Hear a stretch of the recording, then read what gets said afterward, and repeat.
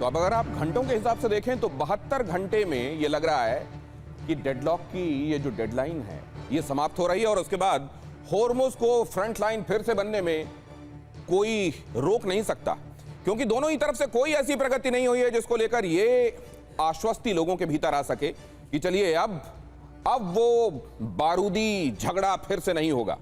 यहां कोई पॉजिटिव कह लीजिए उम्मीद की किरण सामने अभी तक नहीं आई है। दोनों ही तरफ से धमकियां दी जा रही हैं और दोनों ही तरफ से बताया जा रहा है कि हम झुकने के लिए और अपनी शर्तों पर किसी भी तरीके से कोई समझौता करने के लिए तैयार नहीं है। तो ऐसे में होने क्या वाला है? जाहिर है होर्मुज फिर से फ्रंट लाइन बन सकता है।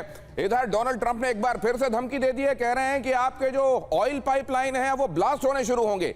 इसके मायने भी आपको बताएंगे, जरा देखिए पहले ये खबर। हमारे साथ मौजूद गेस्ट आपको ये समझने में मदद करेंगे कि इन खबरों के मायने क्या हैं। सीज फायर के बीच मिडिल ईस्ट में हलचल बढ़ गई है। इजराइल में देखिए यूनाइटेड स्टेट्स के रिफ्यूलिंग प्लेन, दक्षिणी इजराइल में यूनाइटेड स्टेट्स रिफ्यूलिंग प्लेन, यहां इन तमाम वॉर मशीनरीज के अलग अलग कंपोनेंट्स का देखा जाना, उनका अलग अलग जगहों पर डिप्लॉय होना, इस सब के मायने हैं। जिस समय वो वाकई काम आएंगे, जिस समय आपको वाकई मिड एयर रिफ्यूलर ये दिखेगा काम करता हुआ, वो समय तो जाहिर है होगा ही, लेकिन उससे पहले हर एक तैनाती, हर एक जगह पर इस तरह की मौजूदगी किसी वॉर मशीनरी कंपोनेंट की ये बताती है कि आने वाले दिनों में होने क्या वाला है। दोनों ही पक्षों की तरफ से तैयारियां ये बता रही हैं कि बातचीत कामयाब होगी, किसी को नहीं लग रहा।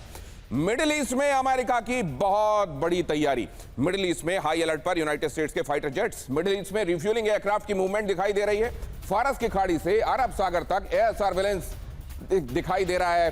फ्लाइट रेडार 24 का ये बड़ा दावा है। यहां पर ये जो आपको अलग येलो कलर में आपको एयरक्राफ्ट दिखाई दे रहे हैं, इसके बारे में दावा यह है कि इनमें से बहुत सारे सर्विलांस और बहुत सारे रिफ्यूलर्स हैं जो आपको यहां दिखाई दे रहे हैं। और मिडिल ईस्ट में आप ये जो देख रहे हैं ये मिडिल ईस्ट का हिस्सा, यहां पर इनकी मौजूदगी ये बता रही है कि मिडिल ईस्ट में तैनाती पहले से ज्यादा होने वाली है और अमेरिका इस जगह को आने वाले दिनों में ईरान के खिलाफ युद्ध अगर फिर से शुरू होता है तो बहुत जमकर इस्तेमाल करने वाला है। ये हालांकि मिडिल ईस्ट के लिए खतरे की घंटी भी है, क्योंकि ईरान ने यही कहा कि आप सब हमारे पड़ोसी हैं, आपसे दुश्मनी नहीं है, लेकिन क्या करें आपकी जमीन से हम पर हमला हो रहा है, इसलिए आपके यहां पर हमको हमला करना पड़ रहा है। और ऐसे में जब ये हमने देखा यूनाइटेड स्टेट्स का सिक्योरिटी एश्योरेंस एकदम औंधे मुंह गिरा हुआ दिखाई दिया। मिडिल ईस्ट को लेकर अमेरिका ने आश्वस्ति दी है कि आपके यहां बेसिस और एयर बेसिस बनाकर आपकी सुरक्षा भी हम करेंगे, चिंता मत कीजिए। आपने देखा फर्स्ट फेज में ये एकदम कोरा आश्वासन दिखाई दिया। अब ये जो डिप्लॉयमेंट यहां हो रहे हैं, अगर लड़ाई फिर से शुरू होती है तो मिडिल ईस्ट का क्या होगा, ये चिंता मिडिल ईस्ट की कंट्रीज को लगातार खाई जा रही है। अगली खबर देखिए, मिडिल ईस्ट में अमेरिका के 15 C-17 ग्लोब मास्टर दिखाई दिए। जर्मनी के रास्ते मिडिल ईस्ट आए C-17 globe master. Middle east के अमेरिकी बेस में सैन्य सप्लाई तेज हो गई है। फ्लाइट रेडार 24 की तरफ से यह दावा भी किया गया है।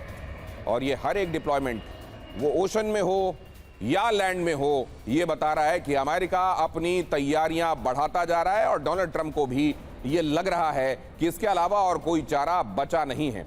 सवाल यह है कि जब एक बार फिर से संसद के पास जाना पड़ेगा डोनाल्ड ट्रंप को, तो क्या उनको इस डिप्लॉयमेंट को आगे बढ़ाने के लिए मंजूरी मिल जाएगी या 72 घंटे के भीतर भीतर होर्मुज को लेकर जो डेडलॉक है वो समाप्त हो जाएगा? ये सवाल जाहिर है इस समय एक काउंटडाउन के हवाले है। एक घड़ी की टिक टिक चल रही है और लोगों के मन में यह सवाल कि क्या होर्मुज को लेकर बात बन जाएगी, क्योंकि होर्मुज ही इस समय सबसे बड़ा पॉइंट ऑफ कंटेंशन है। ईरान के नजदीक बड़ी सैन्य हलचल से हड़कंप। मिडिल ईस्ट के आसमान में 9 से ज्यादा रिफ्यूलिंग एयरक्राफ्ट। टेल अवीव से रवाना हुए 6 एयरक्राफ्ट। होर्मुज और यूएई की तरफ अमेरिका का movement. Air tracker site flight radar 24 की तरफ से यह दावा भी किया गया है। तो इस समय पूरी दुनिया ये देखने में लगी हुई है कि एयर मूवमेंट क्या कह रहा है।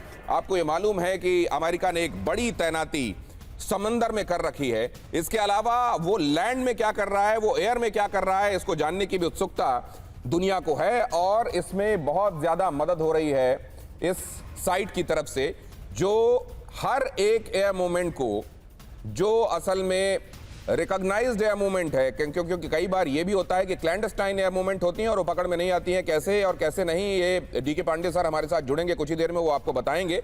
लेकिन फिलहाल ये साइट जो है वो तमाम रिकॉग्नाइज्ड एयर मूवमेंट उनको ट्रैक करने में और दुनिया इसके जरिए ये पता करने में लगी हुई है कि भाई होने क्या वाला है। अगले 72 घंटे समाप्त होने के पहले पहले कोई कोई रास्ता निकल आएगा या लड़ाई ही एक विकल्प फिर से बच गया है?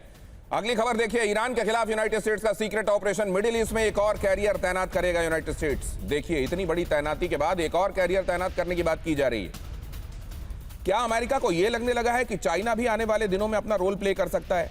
और चाइना के बाद पास बहुत बड़ी नेवी है, आप जानते हैं, हालांकि अभी तक आजमाई नहीं गई है, लेकिन नेवी उसकी अमेरिका से भी ज्यादा बुलंद मानी जाने लगी है। उसका यह कहना है, लोगों का तो वॉर एक्सपर्ट्स जो हैं वो ये बताते हैं कि अमेरिका के मुकाबले चाइना की नेवी कहीं से कमतर नहीं है। यहां इतनी बड़ी डिप्लॉयमेंट का मतलब क्या है? कि आने वाले दिनों में रशिया या चाइना की इन्वॉल्वमेंट, उनका भी मुलव्विस होना क्या अमेरिका की तरफ से फोर्स ही किया जा रहा है और इसीलिए इतनी बड़ी डिप्लॉयमेंट है, या केवल ईरान पर दबाव बनाने के लिए प्रेशर टैक्टिक्स के तहत ये डिप्लॉयमेंट्स की जा रही हैं?